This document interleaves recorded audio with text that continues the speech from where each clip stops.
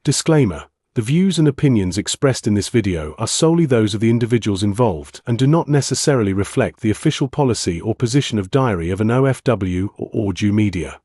We are not responsible for any actions taken based on the content discussed. Sigaw sa mundo, ito ang kwento nyo. Isa na naman magandang kwentuhan ang ihahatid namin sa inyo dahil kasama namin ang isang Filipino dito na willing mag-share at mag-discuss about sa maternity benefits. Kasi marami kami nare-receive na tanong, paano daw bang mag-avail ng maternity dito para sa mga Filipino? Pwede daw ba kahit na employee card holder din sila? So sasagutin natin yan dito lang sa Diary of an OFW kung saan Ito ang kwento nyo. So today kasama natin si Ate Michelle Bravo. Isa siyang Filipina dito for, gano'n nga po katagal? 10 years. 10 years. So, I came here 2015 Matagal pa sa akin from to. Dubai. From Dubai po kayo. So, ang employer ko, American. So, Mhm. dinala nila ako dito sa Prague. So, hindi ko pa alam kung ano ang Prague. So, umpisa. So, sabi ng mga brothers ko na naiwan doon sa UAE, Mhm. pumunta ka kasi Europe yan. So, then I search, it's Czech Republic. Bandang Europe. Gitna ng Europe po. Oo, gitna ng Europe. So, ako naman, sige, try. Kasi malamig daw. Kasi sa Dubai, syempre, sobrang init. So, matagal na po kayong OFW talaga? Sa Dubai pa? Yes, Dubai pa. Okay, Dubai pa. okay. First time ko dito, mga 600 lang kami. Yeah. So, mga sobrang konting. Iilan lang nakikitang puro mga nandito ng mga kabayan. Yeah. Hindi pa nagdadagsaan yung mga kota. Wala pa yun. Wala pa. Taga saan po kayo sa Pilipinas? From Pangasinan. Pangasinense. So, Pangasinan, ang Pangasinense po ang aking dialect, hindi po Ilocano. Kaya pala, mahilig magluto. Oo. Kasi ito si ate ay matagal na nag-offer ng mga Filipino food Yes. dito. So, i-share natin yung page niya, para sa Filipino food. At Thank kung may you. interesado kayo na umorder ng mga Filipino food na mimiss ninyo, yung mga kutsinta, nakita ko yung nasa Yes. kutsinta, yung ensemada, bisitahin nyo yung ano niya. Ako lang po, ako lang tagaluto, may tagahugas naman. Pero anyway, ang pinakapakay natin dito is all about maternity benefits kasi si ate ay nakapag-avail niyan. So gusto Yes. namin na malaman, nakilala kita from friend of friend. Good. And then sabi niya, si ate Michelle ang kausapin mo kasi may alam siya sa ganyan. And then, pinauna ka naman niya tayo at mapalad tayo at willing siyang i-share kung ano nga bang paano nga ba makakapag-avail nito, no? So, first of all, paano po ba, para sa mga Filipino, gaano katagal po ba bago sila allowed na makakuha ng maternity benefits dito? Unang-una, bago kayo pumunta dito or nandito na kayo, ang unang gawin nyo is maghanap kayo ng general practitioner. Yung GP, ang GP magsasabi niyan na kailangan mo ng gynecologist. Eh, kung sakaling may partner ka o single ka, kailangan mo yun para naman yun sa health mo. Yun ang importante. Lalo may partner ka, kailangan mo ng contraception pills. Magbibigay naman ang doktor agad-agad kung sakaling may health insurance ka. So, kasali po siya, benefit siya sa BZP, sa insurance? Yes. Kahit anong health insurance, commercial or state, sa mga PR, mayroon po yun.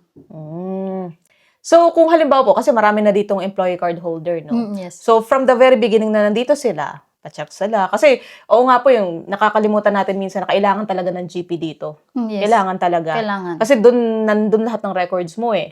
So, aside sa GP, i-refer ka rin nila ng gynecologist. Gynecologist. May binibigay po sila or ikaw ang maghahanap? May binibigay silang mga list. Kasi magtatanong ka, syempre English lang talaga ang kailangan natin. So, bibigay sila, ayun ang kagandahan dito, magbibigay sila ng listahan, pati address, na pinakamalapit sa lugar mo. And then, doon po sa gynecologist, doon po yung parang magkakaroon ka na, yung iba po kasi mga nagpapacheck, mga ganun. Doon din po ba yun? Kung gusto nila magbuntis, Or gusto nila ng ayaw muna. Doon din po ba yun? Parehas yun ng doktor? Parehas lang din. Ah, Kung okay. gusto mo buntis, gynecologist, sasabihan ka na, dito ka sa mag-IVF ka na. Mostly mga ibang bansa yung ginagawa dito. Yun. So, halimbawa po, sabihin natin na mga less than a year pa lang, tapos hindi ina-expect na ganun, nagbuntis siya, allowed po siya na magkaroon ng maternity benefits. 270 days na valid ang visa mo, Mhm. yung employee card, contract, or kaya permanent resident ka, you are required na for maternity benefits. 270 days, so that's 9 months? Mm. 9 months? Pwede Okay. na. Sa 9 months 9 months ka na dito, may trabaho, pwede kang maka-avail ng maternity benefits. Or kaya nasa, permanent resident ka na. Paano po yung mga naka-family visa? Kasi 'di ba po yung naka-family reunification through family visa, yung walang card. Parang yung insurance po nila, ay yung length of stay nila is nakadepende sa nag-reunificate sa kanila, 'di ba? Oo. And then sila rin po nagbabayad ng insurance, Yes, 'di ba? yes. So, mako-cover po 'yon pagka Depende po sa ilang buwan ka nang nag-i-stay dito. So, kailangan mong itanong 'yun sa health insurance o kaya sa OB/GYN mo.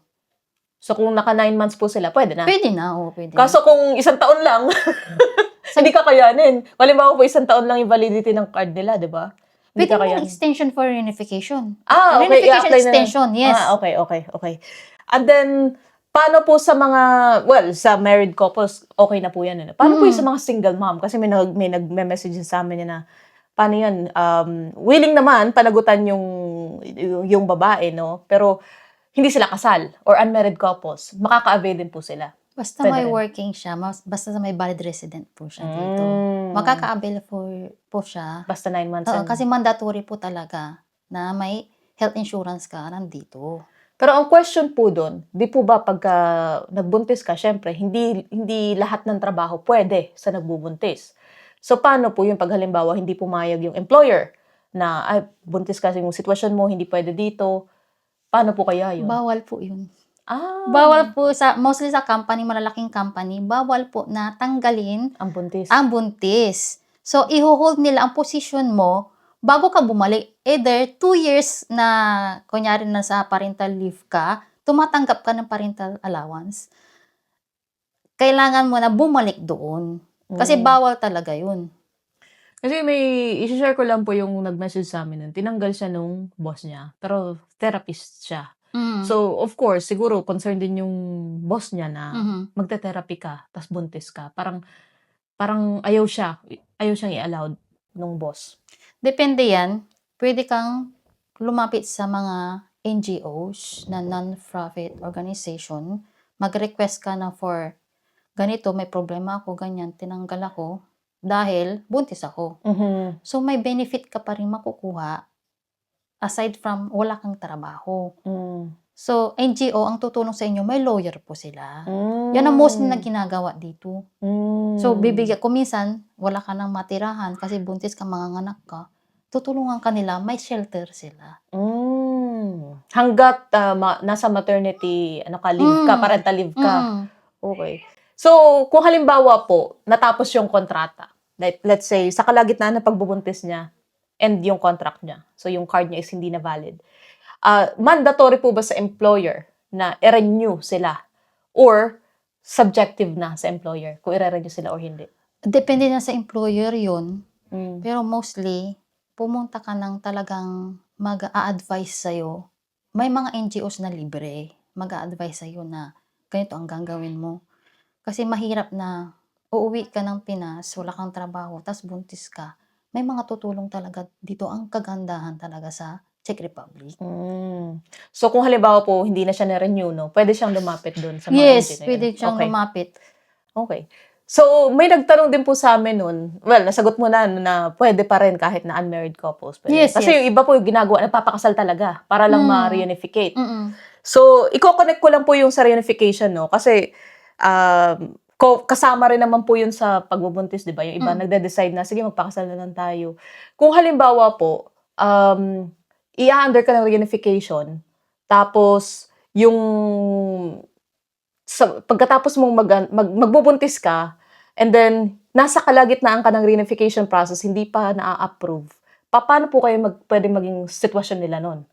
Like, for example, hindi siya inallowed ng employer na magtrabaho na. Makakapag-stay pa rin po kaya sila doon kahit wala pang approval yung yung Pwede. reunification? Kasi ang approval naman, it takes like 2 months to 3 months na pwede silang mag-stay dito. Kunyari, 2 months pa ang period ng di ba, yung maghahanap ka ng ibang trabaho. Actually, 3 months na po. 90 3 months days din. na. Oh, nice. Kasi sa amin talagang 2 months pa. So, Mm. kagandahan nga yung In-expand na nila. extend na nila. Yeah. So, may mga scenario pa po kayo na na parang narinig na medyo complicated pero na na-survive naman sa paternity Oo. na i-share? May time na yung parents hindi naman advice na may sa Pilipinas kasi walang annulment, walang divorce. May annulment, walang divorce. Pero hiwalay in like settlement. Tapos nabubuntis dito. Hindi ko naman advice na magbuntis kayo, pero think twice.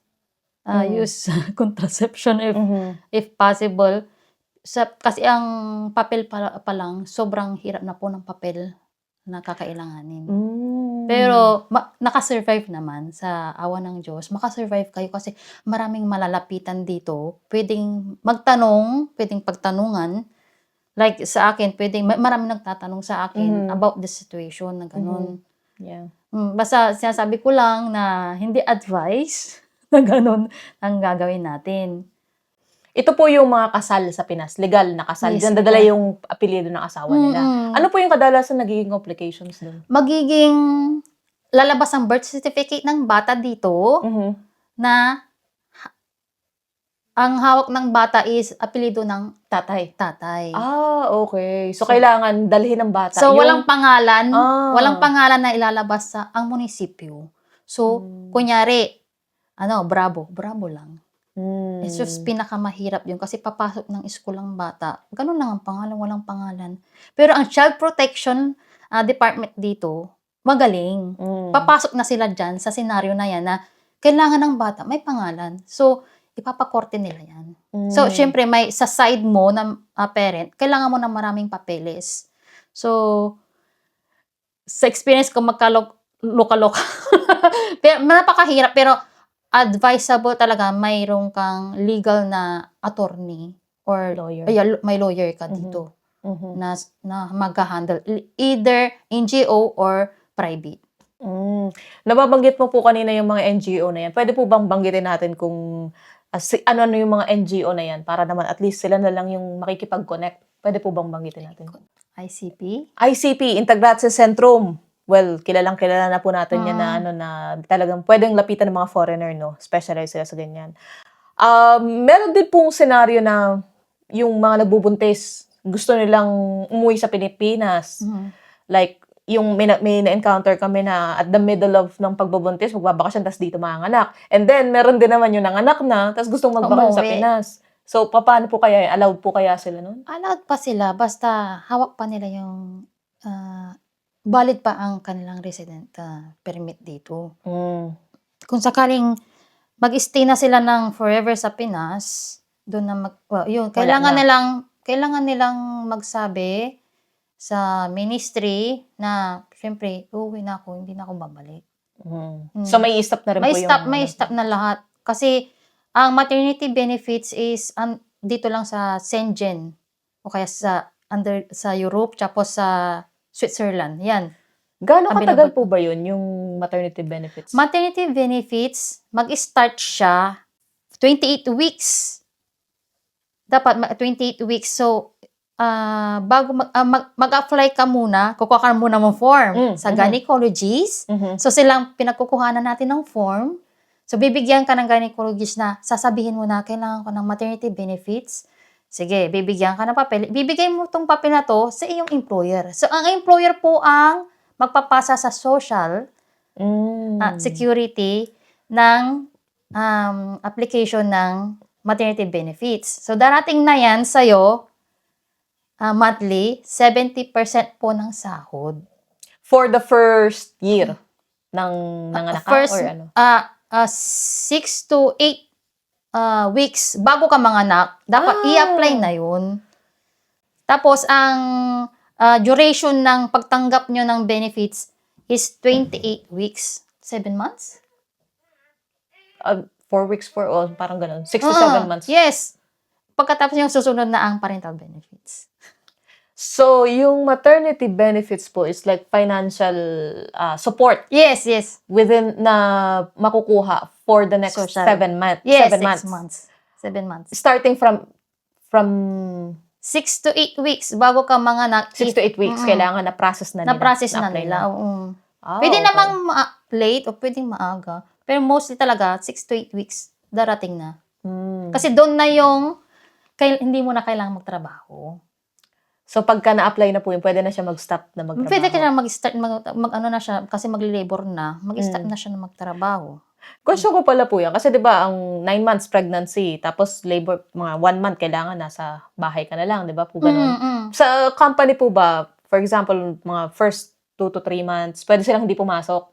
Depende po yun sa gynecologist nyo kung May approval. ma-approval po. Okay. Tapos ipapasa na yan may papel ka na ipapasa. Parang clearance na, Oo. kailangan na niyang magpahinga sa bahay. Yes. Parang ganun. Kailangan nyo talaga ng gynecologist approval. So, importante pala talaga yung gynecologist.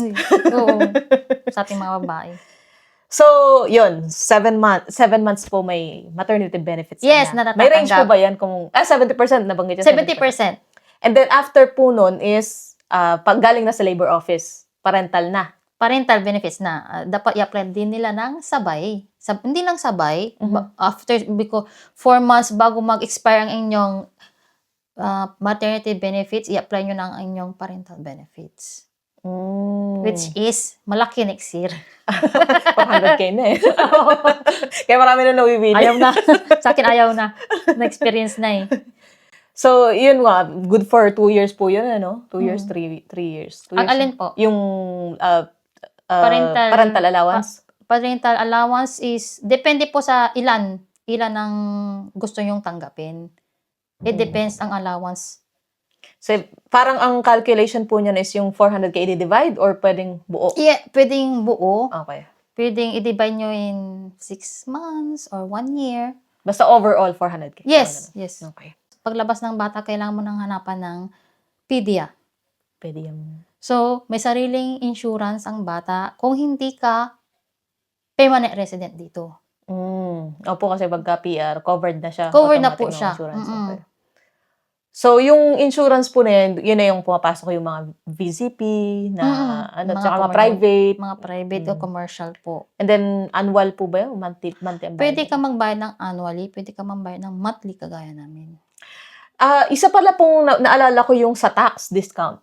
Hindi po ba pagka may anak yes. ka, tax discount din? So, kailangan mag-file ang company, ay bigay mo magtatanong sila. So, both parents, isa lang pong makakakuha ng tax refund yearly kung may anak ka. So, kukunin nila yung birth certificate ng bata sa unang pag-apply mo. Kunyari, bago ka lang sa trabaho, mag-a-apply ka. Tapos, every April, may tinatanggap mo ang tax refund. Optional po ba yun sa kanila kung i-refund or i-discount na lang sa deduction? Or fix po yun na kailangan refund? I-refund. Fix na yun. Oo. Okay. So, ilang beses na rin kami nakatanggap. Pero talagang isa lang talaga ang... Isang parent lang Isang talaga. parent lang talaga. Bawal po ang dalawa. May idea po kayo kung gaano kalaki yung nadi-discount pag may anak? Hindi discount. Yung means natatanggap sa refund, tax. refund. Refund. Ang unang refund is 16K. Depende yan sa sahod mo. Kasi nasa minimum pa to 24,000 pa ang minimum noon. Tapos, tumaas siya ng tumaas. So, patanggap pa lang po kami. Malalaman ko sa 15 nitong taon kung magkakano po ang tax refund namin. So, ito na yung pang-apat. Pang-apat na tanggap na namin. Naka-ano siya sa tax refund? Medyo malaki din, pero nakakatulong po. Oh, nakong tulong na 16K. Iwan natin itong 18K last year. Ah, Kasi nauna 16. so tumataas din yung gross ko, di ba? Tumataas. Oo, tumataas yung siya. gross. Ano pa po ba ang benefits ng na naka-maternity? Aside sa di pwede magtrabaho, tapos yung Tumatanggap ka ng 70% ng sahod mo. tapos may parental leave pa, parental allowance. Yung parental leave pala po, di pa natin na-discuss yung parental leave. Gaano katagal po yun? Parental leave is 2 years minimum. Kung gusto mo mag-extend, pwede naman po. Pero basta i-hold mo yung position mo from the company. Pwede ka pong bumalik. Kasi ang state naman, tumatanggap siya ng bata na 3 years old na hindi siya free, pero may tuition po siya, maliit lang. Basta ipasok mo siya sa check school. Check school. Opo. Eh di, paano po yun? Hindi siya, sabagay, bata pa, madali pang matuto ng check language, Madali no? matuto po. Pero kung nag-aapura ka pong pumasok sa trabaho, pinaapura ka ng employer mo, may mga parang private na school dito na Pwedeng iwan yung bata. Pwedeng iwan yung bata o kaya mag-private na lang kayo kung kayanin ng talagang gastos. Kasi mas mahal po sa private ata. Opo, pero may semi-private mga 6 to 7, pwede po. Per Meron po. year. Hindi, monthly. Kung halimbawa po naka-parental leave ka pa, pwede ba sila mag-side income ng work from home or ano? Hindi pwede. Yes, pwede po. Pwede po. Kasi, simple naka-hold ka pa rin. Pwede kang mag-sideline ng, hindi yung by company uli. Hindi. Kasi bawal yun. Naka-hold ka pa sa company mo. Basta, pag naka-under ka sa company, naka-employee card holder ka, Employee. hindi ka pwede. Hindi ka pwede Pero kasi, pag naka-reunificate ka, pwede. pwede. Anytime pwede ka kumuha ng trabaho. Pero wala namang contract ang under reunification. Kasi may access po sila sa labor market. Yes, so, pwede yes. sila. Okay. So, yun, tandaan nyo yun. Pwede kayong mag-side income, pwede kayong mag-work from home as long as naka-family reunificate Reunification. kayo. Hindi yung sa naka-tie up kayo sa employer. Kasi ibang scenario na yun. Iba na po. Illegal na yun pagka ganun. Opo. And then, paano po ba ang pag-a-apply? Ano po ba yung mga documents na kailangang i-prepare Para saan po? sa maternity? Sa maternity benefits, ang documents po ay makukuha nyo sa gynecologist. Gynecologist. Lahat po sa gynecologist? Gynecologist po ang magbibigay ng papel. Mhm. Tapos, ang papel na yon ibibigay nyo po sa employer nyo kasi siya na po mag-apply sa social. Kailangan pa po ba yan ng mga documents mo? Wala Wala na. na. Mostly wala na kasi nandun na po ang pangalan May record mo. na kasi, kumbaga. Well, may centralized database kasi dito. So, isang tingin lang nila sa card mo, Number. and insurance mo, alam na nila yan. Alam na Nandun nila. na lahat ng details. Mm-mm. Kaya po, yung nabanggit mo kanina na yung sa mga kasal, nagkakaroon ng complications kasi yung pangalan mo sa database ng Czech Republic is sa kasal pa. Sa kasal po. Kaya nagkakaroon ng complications. Okay. Meron din po kaming nare-receive ng mga questions na yung mga gusto nilang umuwi ng Pilipinas, like, for example, ng babakasyon, may na-receive kami na in the middle ng pagbubuntis. Kumbaga, hindi pa nanganganak, tas dito manganganak. Tas meron din po yung nakapanganak na, gustong magbakasyon sa Pilipinas. Allowed po kaya yun? Allowed siya, basta valid po ang kanyang resident permit dito. Either PR siya or work contract. O kaya gusto nilang umuwi ng Pinas na doon manganak tapos magtatagal sila doon, kailangan yung talagang sabihin sa ministry. Kasi para alam nila na ikakat ang inyong benefits or i-consider na direct, ituloy-tuloy. So, kailangan po, pag kasi nanganak sa Pilipinas, hindi na po sila makaka-avail ng maternity or pwede Pag pa? nanganak ka sa Pilipinas, iba na po yung issue nun eh. Ang birth certificate po lalabas na sa Pinas. So So, mawala hindi na na ng visa yung ano niya. So, pag nanganak sa Importante Pinas, pa rin pala ditong mga mas magandang manganak dito. Kung kayanin nyo na buhayin yung bata, kung kahit maliit ang kita, tiisin lang. Kasi, importante, after 5 years, magiging PR na po yung bata. So, application na po ng permanent resident ang bata. Automatic po Automatic yan. po yan. After 5 years na na-approve po ang permanent resident ng bata, after 5 years uli, isang parent lang. After 5 years ulit? Opo, So, yung after 5 bata years. pa lang? Bata pa lang po. Okay. Mauna, tapos ang parents ang susunod. Either father or mother, pero hindi po both. Isa lang po. Isa lang. I thought pwede siyang i-under sa bata. Yung isang parent. Hindi. Isa lang. Isa lang. Dapat, under na. I mean, yung bata po ang i-under ng bata ang isang parent as family reunification. Yes po. As PR. PR na. Pero, After 5 years of After 5 years pa rin, hindi po pwede magsabay. Hindi pwede magsabay. Okay. Mm. Hindi katulad ng mga PR na parents, automatically, makukuha agad yung bata. That's permanent resident. Yeah. Well, kasi, makes sense kasi bata. Dito lang Oo. Since medyo, nakita ko pa yung anak niyo, medyo malaki na. Pumapasok po siya sa public. State school, nursery requirement po, 3 years old, dapat pumapasok na siya. If galing po sa Pinas naman ng bata, mandatory talaga ipasok niyo sa school kasi bawal po ang batang nakatingga sa bahay. Bawal ang hindi nag-aaral. Opo, bawal po hindi nag-aaral. From 3 years old. From 3 years old. O kaya mga batang galing sa Pinas na biglang pasok dito sa sa Czech Republic, ihanapan niyo siya na kahit magtanong kayo sa mostly NGO talaga ang sumasagot niyan eh. May ano po ba yan, limit ng from 3 years old to like 18 years old or 17? Limit ng ano po yan. Ay, yung maximum age? Minor. Ang minor 18. po nila hanggang 18. 18, Okay. 18 pababa. So, kailangan po from 3 to 18, nag-aaral ang bata. Nag-aaral ang bata. And may insurance and Health insurance. mm. Mostly naman health insurance lang talaga sa minor. Mahirap po ba maghanap ng pedia dito? Sa inside Prague, marami pong pedia na English. So, pwede ka ring magtanong, ICP ulit, sa NGO. NGO po, halos lagi ang tinatanungan namin. So, magbibigay sila ng mga English-speaking na pedia. Kung fully book naman, yun, kailangan mong kahit lumabas ka ng ibang district kasi mayroong district 1, district 2, district 3. Kung depende sa'yo kung saan ka tatanggapin. Kasi may limitation din po sila. Opo, may limitation dito ng pedia. So, minsan hindi sila tumatanggap talaga ng mga patient.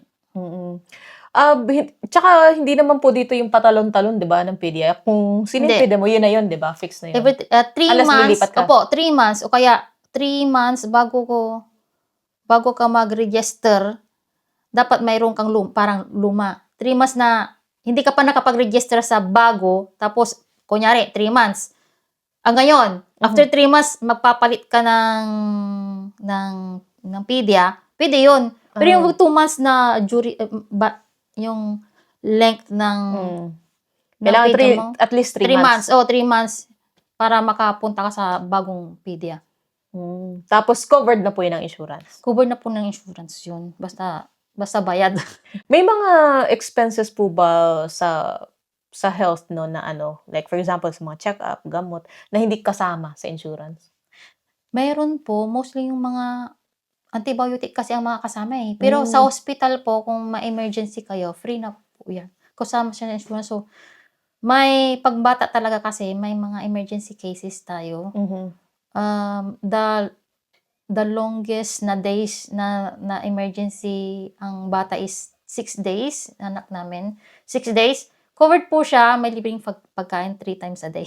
Straight po yun na 6 days. 6 days, pero antibiotic, lahat ng gamot po, libre.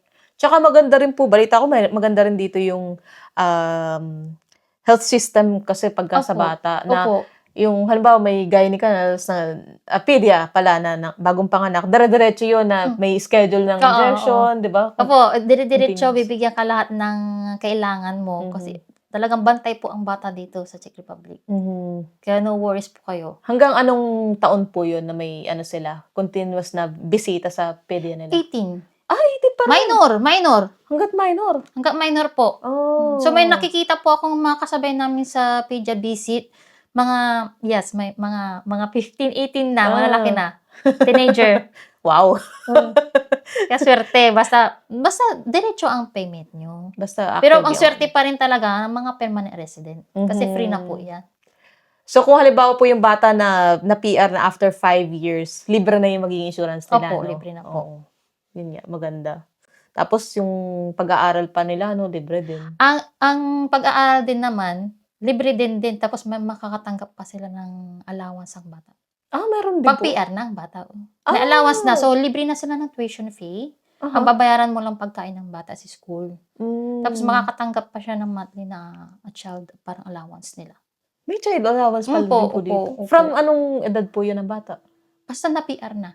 Basta na PR. Kahit 5 years ang minimum, syempre. So, 5 years to hanggang Oo, minor. minor po. Oh. Yun ang kagandahan dito. Ang ganda pala, no?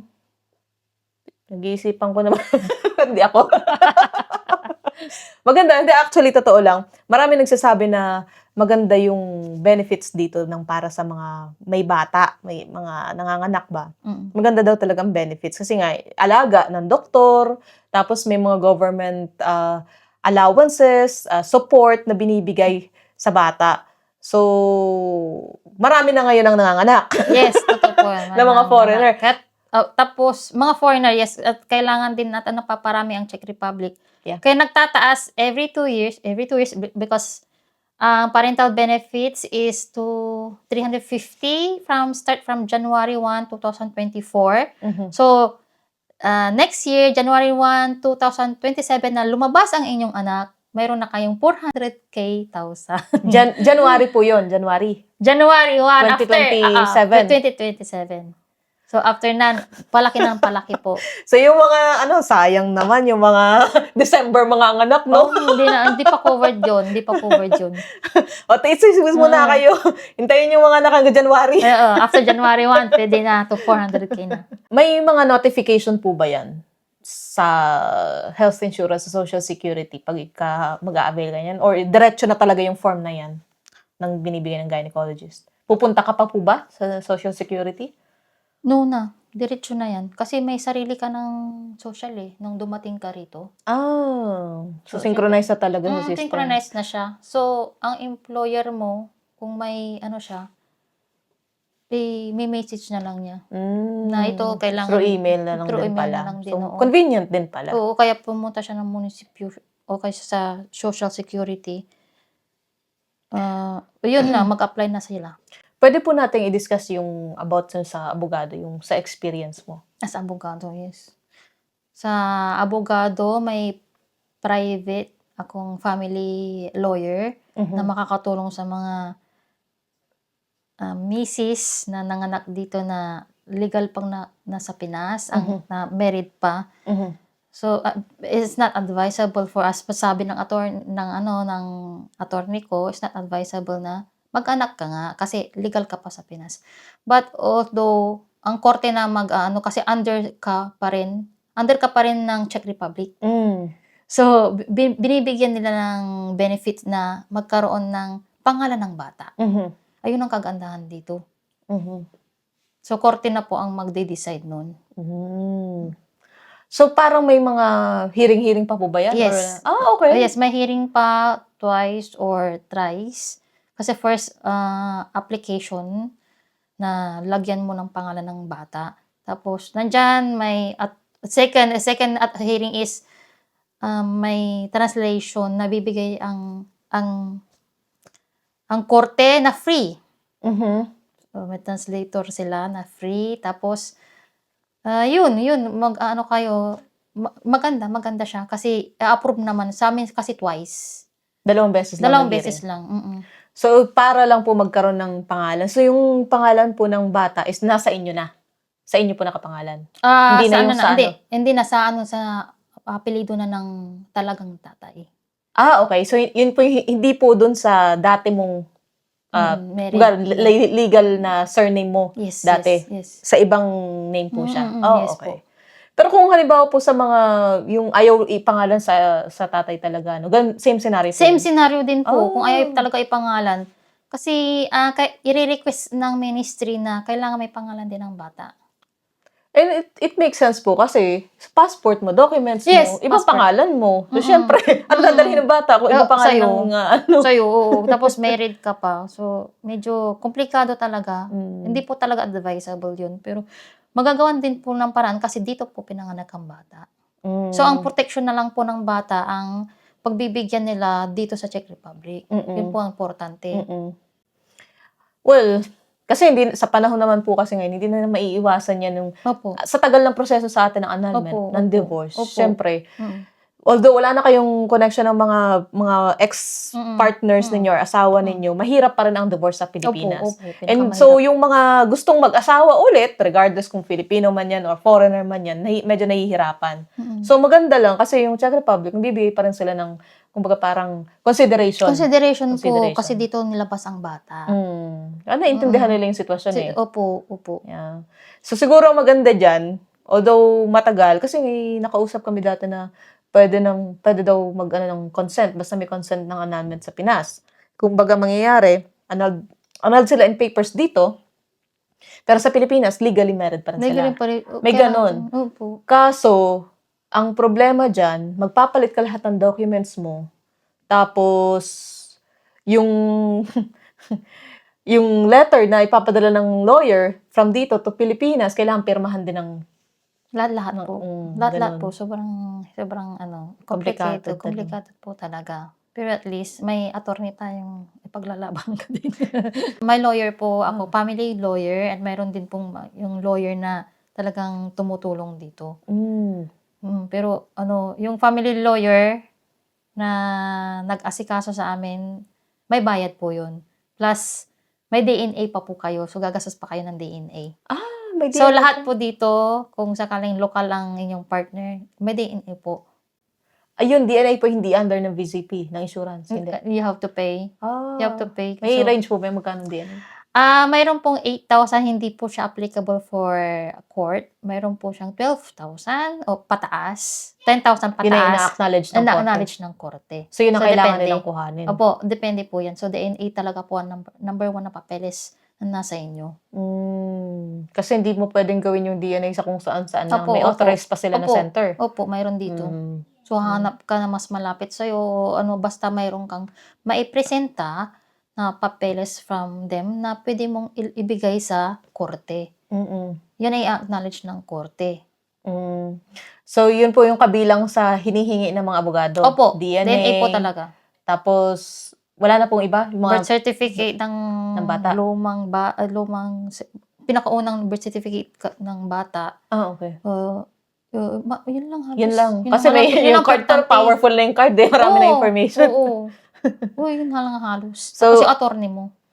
So, additional documents lang yon yung Opo. sa attorney, tapos yung birth certificate ng bata, and then DNA. Yun lang yung test. kakailanganin. DNA test. Yun yung sa mga may komplikadong Komplikadong sitwasyon ha. Hindi sitwasyon. ito yung Yung kasal na. normal na maternity. Dito. Oo. Mas maganda pa rin na, of course, madaling proseso, yung kasal dito. Opo, kasal. Opo. Or, hindi man dito nagpakasal, or matagal ng kasal sa Pinas na may anak dito. Opo. Yun. So, divorce muna kayo sa Pilipinas. Annulment muna. Yes. And then, saka kayo magbuntis para iwas complications sa pag-aayos ng papel ng bata. No? Maganda naman ang mga benefits sa mga bata dito gaya nga nasabi namin kanina. So, super helpful yung government, kumbaga. And ang kagandahan po nun, I think na cover din buong Schengen po, no? Opo, cover na Schengen. Kasi nabanggit po ninyo na pwede naman silang lumabas Lumabas Czech ng Republic Schengen, oo. as long as Schengen. Ang insurance, public insurance, makover yan sa ibang lugar na Schengen. Kung sakaling na emergency ka doon, pwede yung makocovered yun. Nakagandahan. Meron pa po ba tayong hindi pa nagdi-discuss about paternity benefits? I think andun na. Okay na. So, i-recap lang natin na mabilis, Aka-avail ka ng maternity benefits dito as long as 9 months ka nang nandito, empleyado ka, regardless kung may asawa ka dito, kung unmarried kayo, kung single ka, nagbuntis ka, and walang right na tanggalin ang employer mo dahil sa sitwasyon mo na nagbuntis. Yes, Hindi ka nila pwedeng basta-basta tanggalin. And then, when it comes sa pagbubuntis, magkakaroon ka ng maternity allowance. Allowance ba tawag doon? allowance.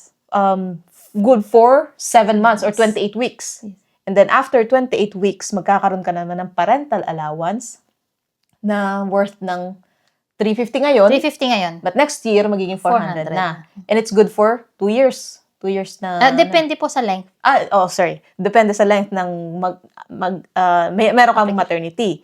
Pero the thing is, kailangan mong kuhanan ng VZP or insurance ang bata. Kailangan niya ng PIRIA. And most importantly, ang pinakauna pala, kailangan nyo ng gynecologist kasi sila yung nag-a-approve ng Number 1 ang gynecologist po maternity. dito. Opo. Yeah, gynecologist talaga. And kung magbabakasyon ka sa Pilipinas, kailangan ay bumalik ka dito para ma-avail mo yung Benefits. benepisyo. And if beneficial. any case, hindi ka babalik, kailangan mo inform ang Ministry of Interior. Yes. Otherwise, baka mag-fine ka. Kasi pinagpa-fine nila minsan eh. Yes, may fine. Pinagpa-fine. And then sa mga complications, like scenario na mahihirap, eh, kontakin na lang kayo. Kumontak na lang kayo sa CPIC or IPC, Integrated Centrum, yung mga NGOs dito, para magkaroon ka ng abogado. Kasi yung mga ganyang komplikadong scenario na ay abogado na makakatulong sa inyo. I hope this video helps you when it comes to maternity benefits, no? At maraming salamat, Ate Michelle, sa pag-share. Welcome. Naghahanap na kami talaga. Matagal na kami naghahanap ng pwedeng mag-share, mag-discuss, at i-expand yung maternity benefits. Yes. So, thank you. Welcome. Gaya ng sabi ko po nung una, marami kayong matutulungan na tao. Kasi marami nagbubuntis ngayon dito. Basta tiis lang. Tiis lang talaga ang buhay dito. Kailangan mag-work. Siyempre, may anak ka. Diba? Working pa rin kami.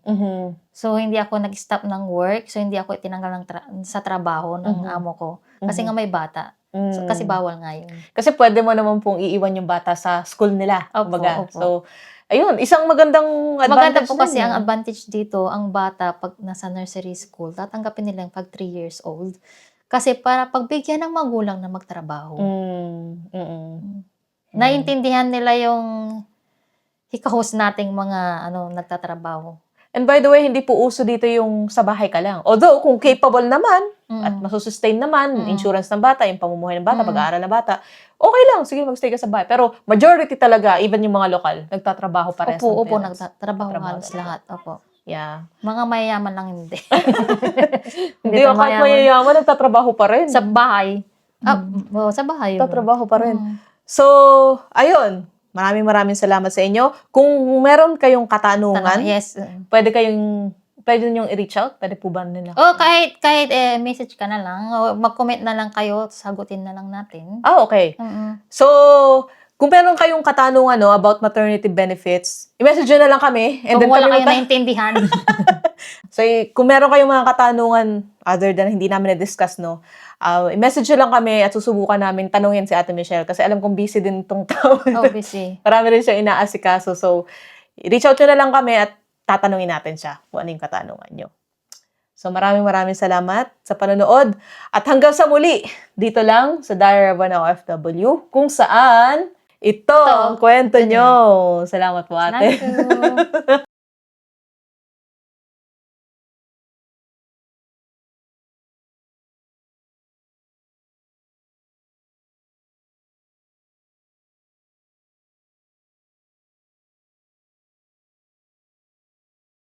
you. Ito ang